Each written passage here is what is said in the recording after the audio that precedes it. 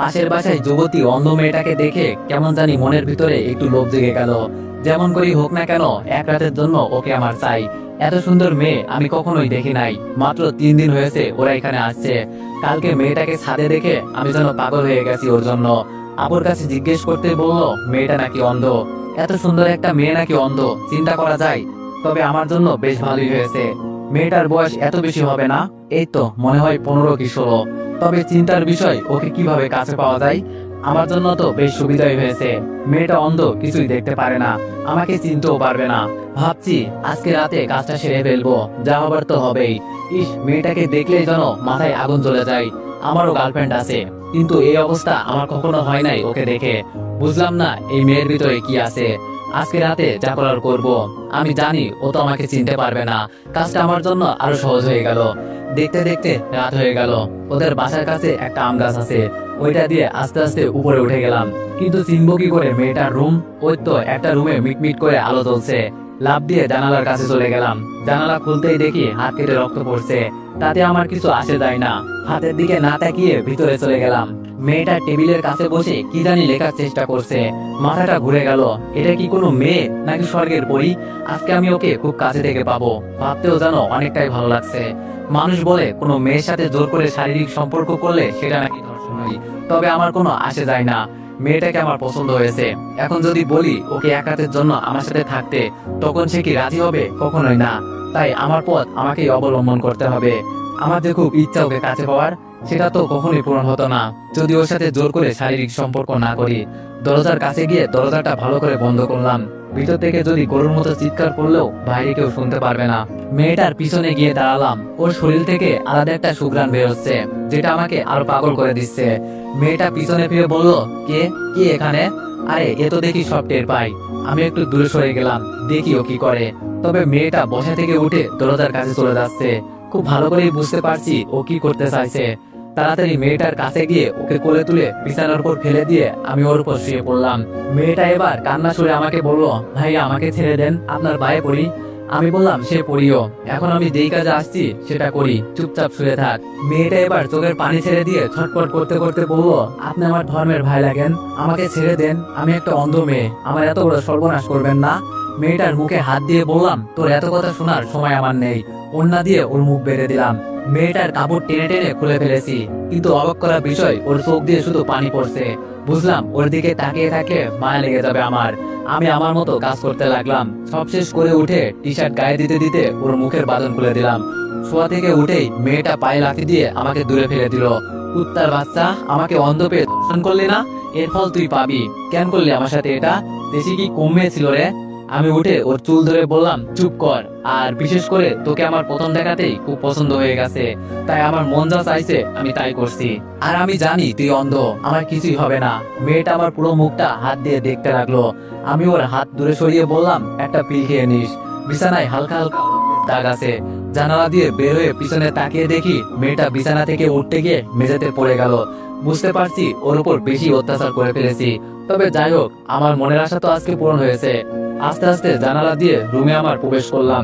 এত এত খুশি লাগছে আজকে বলার বাইরে। যা চেয়েছি তাই পেয়েছি। বক্সে দুমদাম নাচতে শুরু করলাম।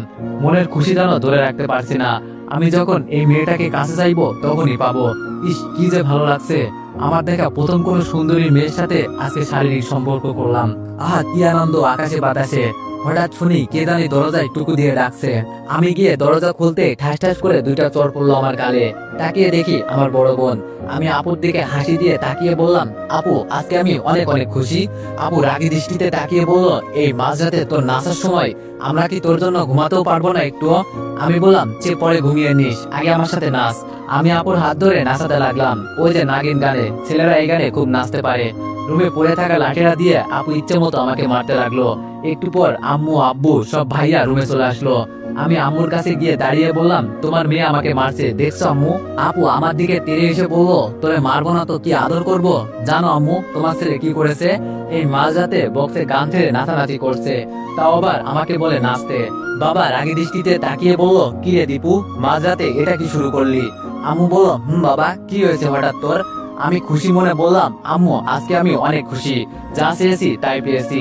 ভাইয়া আমার দিকে তাকিয়ে বলল, দেখ দীপু, এই মাঝরাতে আমরা কেউ তোর নাটক দেখতে আসি নাই, যা গিয়ে ঘুমা, এই খুশিতে আত্মরা হলে হবে না, সকালে এই খুশি প্রকাশ করিস।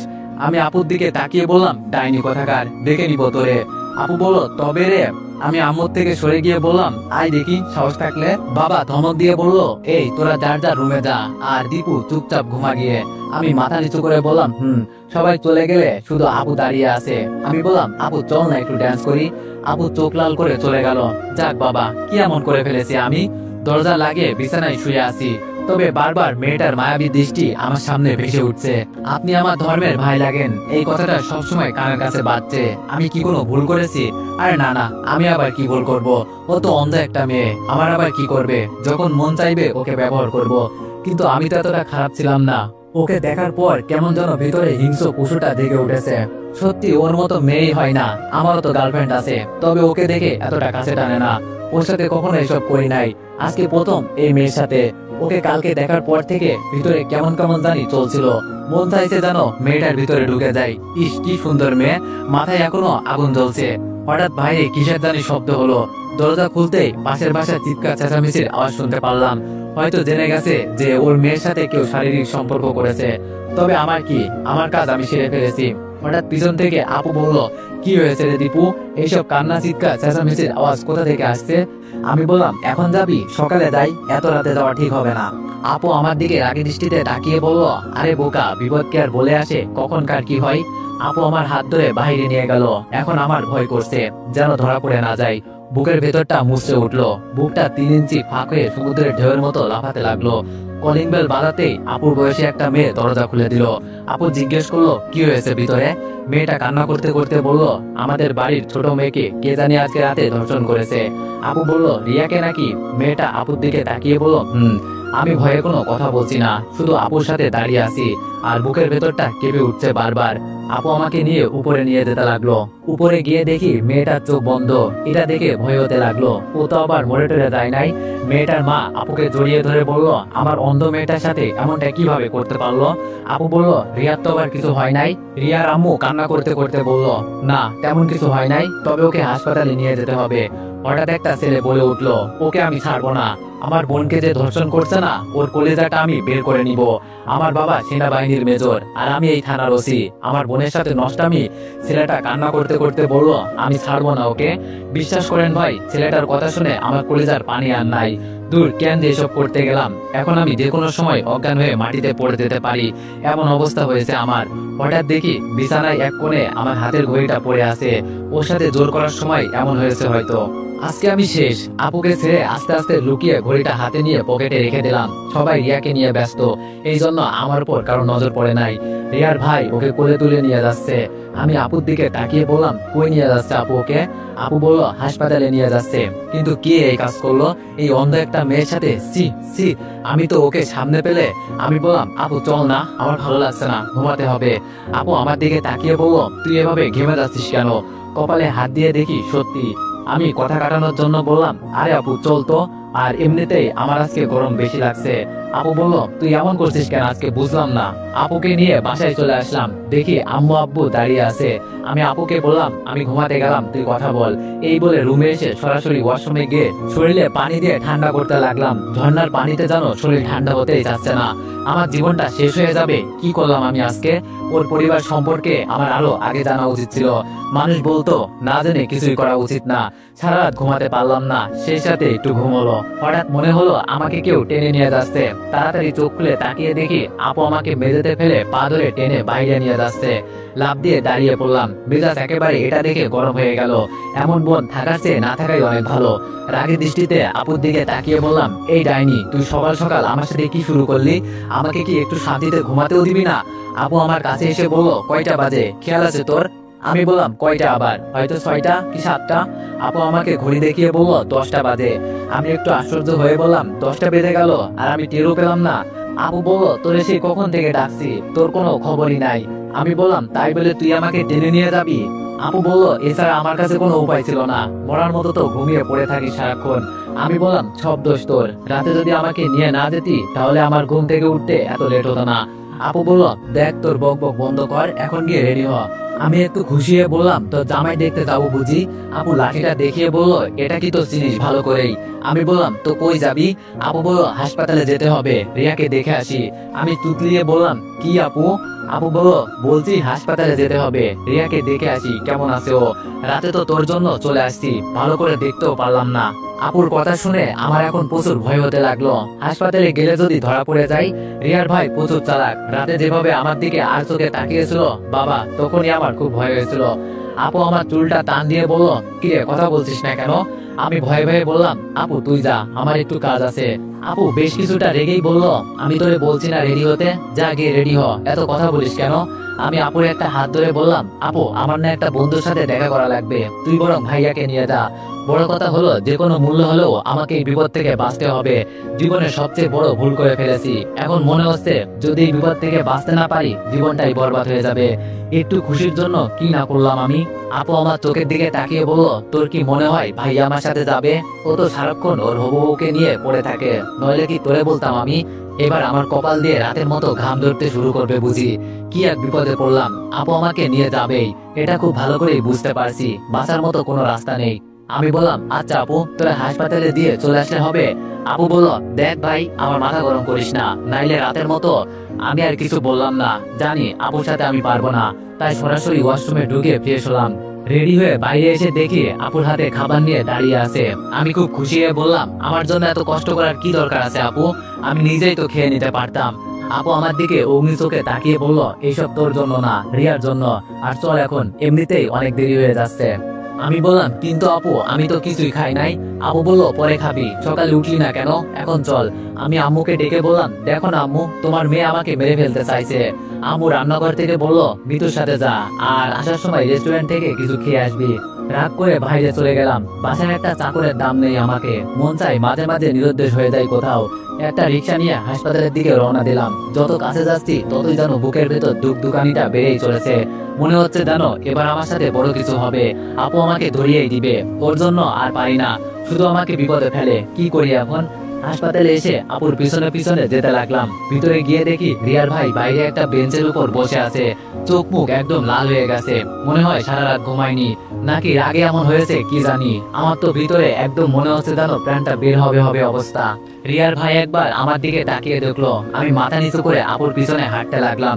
বড় কথা কোনোভাবে ধরা পড়া যাবে না, বা কারো চোখে সন্দেহ জাগানো যাবে না, নইলে জীবন শেষ। ভিতরে গিয়ে দেখি রিয়ার আম্মু রিয়ার সাথে কথা বলছে।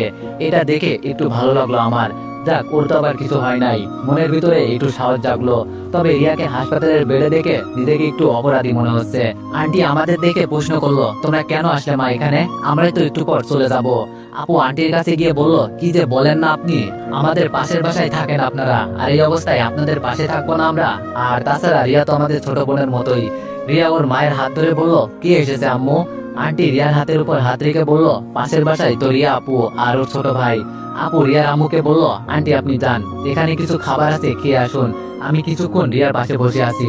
আন্টি আপুর দিকে তাকিয়ে বলল, না মা তোমাদের কষ্ট করতে হবে না, আমাদের দেখতে এসেছো এটাই বেশি। আমি বললাম, আরে আন্টি সমস্যা নেই, আমি আর আপু এখানে কিছুক্ষণ আছি। আর বাইরে দেখলাম ভাইয়া বসে আছে, দেখে মনে হয়েছে সারা রাত ঘুমাই নাই, চোখ মুখ কেমন লাল হয়ে আছে, পারলে ভাইয়াকে নিয়ে বাসা থেকে ঘুরে আসেন, আগে আপদ বিদায় করি। কেমন জানি আমার ভিতরে ভয়টা যেন বেড়েই যাচ্ছে রিয়ার ভাইকে দেখে। আপু আমার কথায় তাল মিলিয়ে বলল, আন্টি আপনি যান, আমরা রিয়ার কাছে আছি। রিয়া ওর আম্মুকে চলে যেতে বলল। আমাদেরকে রেখে রিয়ার মা চলে গেল। হঠাৎ আমার রিয়ার উপর নজর পড়লো। কি ছিল রিয়া, আর এক রাতে কি হয়েছে? মুখটা একদম শুকিয়ে গেছে, চোখের নিচে কালো দাগটা পড়ে গেছে। ওর চেহারাটা কি ছিল আর কি হয়েছে, সব আমার জন্য হয়েছে। নিজের উপর এখন নিজেরই ঘৃণা হচ্ছে। এইসব করার আগে একটু চিন্তা ভাবনা করতাম। এত সুন্দর একটা মেয়ে, আর এক রাতের মাঝে কি হয়েছে? আপু গিয়ে রিয়ার পাশে বসলো। রিয়ার আপুর হাতটা ধরে বলল, ভালো আছেন আপু? আপু রিয়ার হাতটা মুঠোই করে বলল, তোমার এই অবস্থা দেখে কিভাবে ভালো থাকি বলো? কি করে তোমার সাথে এমনটা করতে পারলো? জানো তোমার এই অবস্থা দেখার পর আমার অনেক খারাপ লাগছে। যদি আমি নিজের কাছে ছেলেটাকে কাছে পাই না, নিজের হাতে হত্যা করব। আমার মনে হয় ও কোনো ভালো মেয়ের সন্তান হতে পারে না। ওই কথাই আছে না, এইসব কাজ কারা করে? যাদেরকে সমাজে কাপুরুষ বলা হয়। এছাড়া এই কাজ কেউ করবে না, সারা কাপুরুষ কোথাকার। আপুর কথা শুনে মাথাটা নিচু করে ফেললাম, চোখ থেকে মনে হচ্ছে যেন জল গড়িয়ে পড়বে। আমার আপু আমাকে কাপুরুষ বলল, ঠিকই তো বলেছে, আমি কোনো ভালো মেয়ের সন্তান হতে পারি না। একটা মেয়ের উপর লোভ দেওয়ার কারণে আজকে আমি কি হলাম? সমাজের মানুষের কাছে আমি একজন ধর্ষণকারী সেজে গেলাম। ওই রাস্তায় বেড়ানো কুকুর আর আমার মাঝে কোনো পার্থক্য নেই। এখন মনে হচ্ছে ওরা মাঝে মাঝে খালি রাস্তায় কোনো মেয়ে পেলেই যেন ছিঁড়ে ছিঁড়ে খায়। আমার আর ওদের মাঝে তো এখন মনে হচ্ছে কোনো পার্থক্যই নেই। ছি, নিজের উপর এখন ঘৃণা হচ্ছে। রিয়া মৃত অপর হাত ধরে কান্না করতে করতে বলল, জানেন আপু, আমার অনেক ইচ্ছা ছিল, সব শেষ করে দিয়েছে। আপু রিয়ার চোখের পানি মুছে দিয়ে বলল, কান্না করিও না, সব ঠিক হয়ে যাবে, এসব নিয়ে আর চিন্তা করিও না। এখন বলো তোমার কি ইচ্ছা ছিল, আমাকে বলো, আমি সব পূরণ করব। রিয়া মিথ্যা একটা হাসি দিয়ে বলল, খুব ইচ্ছা ছিল কোন স্কুলের শিক্ষক হব। স্কুলের ছোট ছোট ছাত্রদের সাথে আমি খেলাধুলা করব, ওদের নিয়ে মজা করব। কখনো যে আমার সাথে এমন কিছু হবে আমি ভাবতেও পারি নাই। আমার সব স্বপ্ন ভেঙে দিয়েছে আপু, আমার কাছে এখন আর তেমন কিছুই নাই। আপু রিয়াকে মিথ্যা একটা আশ্বাস দিয়ে বলল, আরে বোকা মেয়ে, এসব নিয়ে চিন্তা করো কেন? মনে করো এটা একটা অ্যাক্সিডেন্ট ছিল, ভুল করে এসব হয়ে গেল। আমি জানি তুমি সব পারবে, যখন সুস্থ হবে আমার কাছে আসবে, আমি তোমাকে পড়াবো, তোমার স্বপ্ন আমি ভেসে যেতে দিব না। রিয়া আপুর কথায় একটা হাসি দিয়ে বলল, আপনি খুব ভালো আপু, তো এখন বলো তোমার কেমন লাগছে? রিয়া বলল, এই তো আপু, অনেকটা ভালো, তবে রাতের কথা চিন্তা করলে আপু মনটা চায় আত্মহত্যা করি, আমার সবকিছু যেন শেষ হয়ে গেছে। রিয়া আবার কান্না করে দিল। আপু বলল, আমি বলছি না এইসব নিয়ে চিন্তা করো না, সব ঠিক হয়ে যাবে। রিয়া আপুর হাতটা ছেড়ে দিয়ে বলল, জানেন আপু, রিয়া আমার সাথে এইসব করেছে, আমার তাকে শুধু একবার সামনে থেকে অনুভব করার খুব ইচ্ছা আছে। তাকে শুধু একটা প্রশ্ন করব, এই অন্ধ মেয়েটার সাথে এমনটা না করলে কি হতো না? ওকে একবার সামনে পেলে বলবো, জানেন একটা অন্ধ মেয়ের পৃথিবীতে আলো দেখার মতো ক্ষমতা তার নেই। নিজের আপন মা ভাইদের দেখতে পারে না, কাউকে নিজের চোখে দেখে একটু আনন্দ পাবো সেটাও পারি না। আপনাদের মতো আমরা কোনো বড় বড় পার্টি দেখে মজা পাই না, কারণ আমরা যে অন্ধ। এই দুনিয়াতে আলো দেখার ক্ষমতা উপরওয়ালা আমাদের দেয় নাই। একটা অন্ধ মেয়ের অনেক স্বপ্ন থাকে, অনেক স্বপ্ন ছিল আমার বুকে, ভাবছিলাম এগুলো পূরণ করব। তার আগেই আপনি আমার সব স্বপ্ন শেষ করে দিলেন। জানেন আপু, ও আমার এই অন্ধ হওয়ার সুযোগটা নিয়েছে, আমাকে বলে গেছে তুই তো আর দেখতে পারিস না। তো এভরিওয়ান, তোমরা অনেকেই দেখতেছি গল্পটিতে বাজে মন্তব্য করতেছো, তো তোমাদেরকে বলি ফার্স্ট পার্ট দেখেই কেউ বাজে মন্তব্য করবেন না। আগে পুরো গল্পটি শুনুন, তারপর না হয় যা ইচ্ছা তাই করেন। আর শেষ পর্যন্ত শুনে যদি গল্পটি ভালো না লাগে তাহলে আমাকে আনফলো প্লাস আনসাবস্ক্রাইব করে দিয়েন। ধন্যবাদ।